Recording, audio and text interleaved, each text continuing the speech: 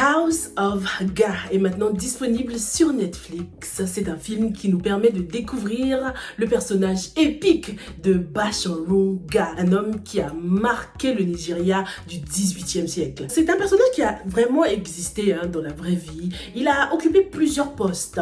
Il a été faiseur de roi, il a été premier ministre, il a également été un chef militaire. Mais Baṣọ̀run Gáà était surtout connu pour être un homme impitoyable, craint de tous, craint de son peuple. Un homme qui apparemment était prêt à tout pour le pouvoir. Il avait une soif de pouvoir, comme on l'a vu dans ce film Netflix. Il utilisait beaucoup de tromperies, beaucoup de trahison pour arriver à ses fins. Et apparemment, d'après l'histoire, il était connu pour utiliser même de la magie noire, les gars, le voodoo, des pouvoirs surnaturels pour contrôler le trône. Il avait le pouvoir de décider qui allait être le prochain roi. Il en poussait même certains au suicide. Donc, il avait énormément de pouvoir et il en était fier. Il avait même la possibilité de se transformer en n'importe quel animal qu'il voulait, comme un éléphant par exemple, qui est beaucoup référencé dans le film. Mais malheureusement, Baṣọ̀run Gáà a fini très mal. C'est un film palpitant, franchement, que Netflix nous sert, un film rempli d'intrigues politiques, de lutte de pouvoir et bien sûr, on a droit à un riche patrimoine culturel et c'est vraiment ce que j'aime le plus avec ce film. Si vous avez aimé les films comme Woman King ou encore Anikulapo, vous allez adorer House of Ga parce que c'est un peu dans le même style pour moi, très culturel, très authentique, très historique. Dans cette vidéo, on va parler des points forts du film, mais également des points faibles, parce qu'il y a eu quelques failles quand même. Tout n'était pas parfait. Commençons donc par l'un des points forts, le casting. Un casting étoilé de Nollywood avec des acteurs qu'on ne présente vraiment pas. Si vous ne savez pas comment ils s'appellent, vous connaissez au moins leur visage, vous les avez vus dans au moins un film ou une série. D'ailleurs, n'hésitez pas à mettre dans les commentaires dans quel film ou dans quelle série est-ce que vous avez déjà vu ces acteurs-là. On a donc Funke Adekile qui interprète le rôle de la première épouse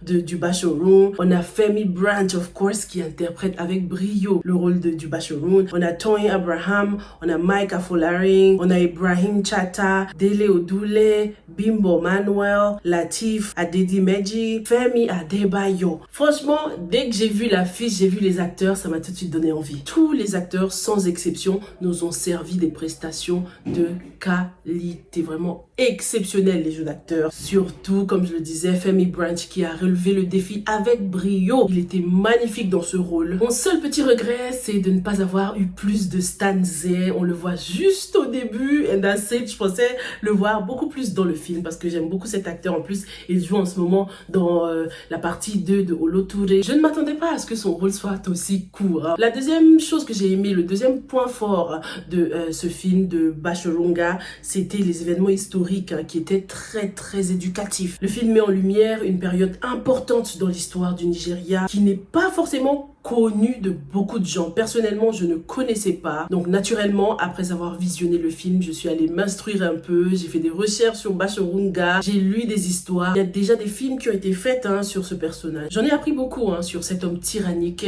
et notamment sur sa mort qui a été un événement marquant dans l'histoire du Nigeria. Il y a beaucoup de versions concernant le décès de ce personnage, la façon dont il a été tué. Il y en a qui disent qu'il a été pendu. Il y en a qui disent qu'il a été brûlé. D'autres disent qu'il a été torturé à mort par son propre peuple qui a fini par en avoir marre de ce personnage tyrannique. J'ai lu qu'apparemment ils ont découpé sa chair, ils ont brûlé sa chair pour qu'il sente l'odeur de sa chair brûlée. Enfin voilà, c'est très graphique. Désolé les gars, mais il a eu une mort atroce. Et apparemment c'était une exécution sur une place publique quoi. Ça a marqué les esprits, ça c'est sûr.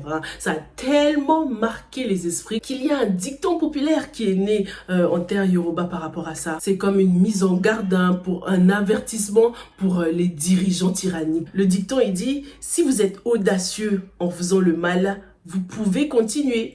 Mais si vous vous souvenez de la mort de Baṣọ̀run Gáà, adhérer à la vérité. J'ai également aimé les références au peuple Dahomey, au royaume du Dahomey, qu'on connaît bien et qui nous a permis de nous situer dans le temps. L'autre point fort de ce film, c'est le décor et la cinématographie. Visuellement, il n'y a rien à dire. Ce film est magnifique, très authentique. La cinématographie, les couleurs capturent bien l'essence de l'époque. Les costumes sont très réussis, les coiffures également des femmes. On aime ce genre d'authenticité qui nous rappelle notre richesse culturelle. La touche de romantisme, d'histoire d'amour, on va dire, était également un point fort de ce film. Bah oui, not everyday war and political fights, hein. Un peu de douceur dans un monde de brut.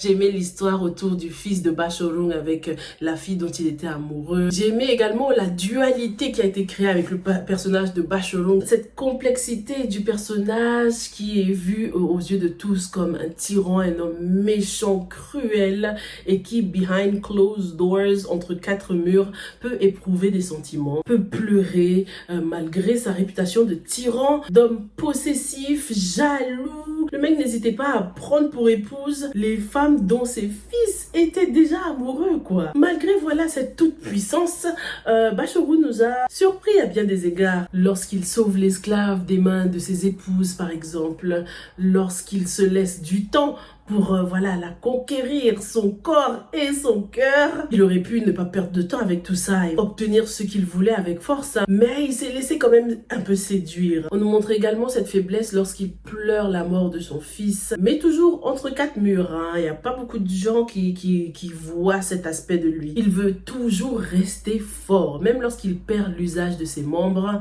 Bashorung veut qu'on le porte comme un roi, il veut rester digne aux yeux de tous, il veut être vu comme cet homme surhumain qui a des forces surhumaines, alors qu'au final, on se rend bien compte qu'il n'était qu'un homme. Un homme qui a des limites. On nous a certes montré à plusieurs reprises qu'il avait une puissance supernaturelle, voilà, le vaudou, la magie noire, mais c'était limité. Il pouvait pas se transformer en éléphant, par exemple. On est d'accord. Mais en tout cas, à l'époque, tout le monde pensait que c'était possible. Maintenant, les points faibles du film, les gars, les choses que j'ai moins aimées, franchement, on va commencer par les accessoires, surtout les épées, là, quand ils se battaient, ouais, ça se voyait trop que c'était fake. Ah non, ils auraient pu faire un peu plus d'efforts ou bien donner de vraies épées. Peut-être qu'ils avaient peur de se blesser parce que voilà, il y avait beaucoup de chorégraphie, beaucoup de combats qui étaient d'ailleurs un autre point faible du film. Les chorégraphies auraient pu être mieux travaillées, les scènes de combat, quoi. Ça nuisait beaucoup à l'authenticité du film, malheureusement. Le fake sang, les morts qui étaient absolument fake. Il manquait cruellement de réalisme pour transmettre, pour pouvoir bien transmettre la brutalité de l'époque, hein,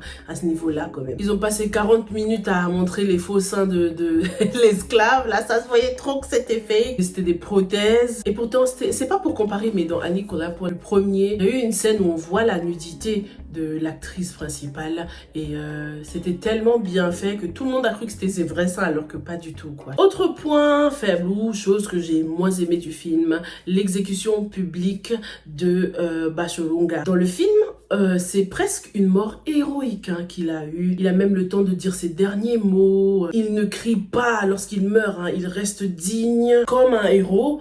Alors que c'est un homme cruel, c'est le méchant de l'histoire. Un homme abominable qui a possédé et tué sans pitié. Pas du tout un héros parce qu'il y a une nouvelle tendance dans le cinéma à vouloir glorifier les méchants de l'histoire alors que ça ne représente pas forcément la réalité. En tout cas, House of Guy est une production vraiment réussie. C'est un film à voir, hein, pour les amoureux d'authenticité, d'histoire. C'est un beau drame historique malgré quelques bémols au niveau du réalisme, des accessoires comme je vous l'ai expliqué. Le film reste très engaging et très éducatif. J'ai beaucoup aimé le choix d'un personnage narrateur pour être totalement en immersion dans l'histoire. Dites-moi dans les commentaires si vous l'avez déjà vu et qu'est-ce que vous avez le plus aimé, quelle scène vous a le plus marqué dans ce film. Merci beaucoup et on se retrouve dans la prochaine. Stay safe and stay blessed. Bye.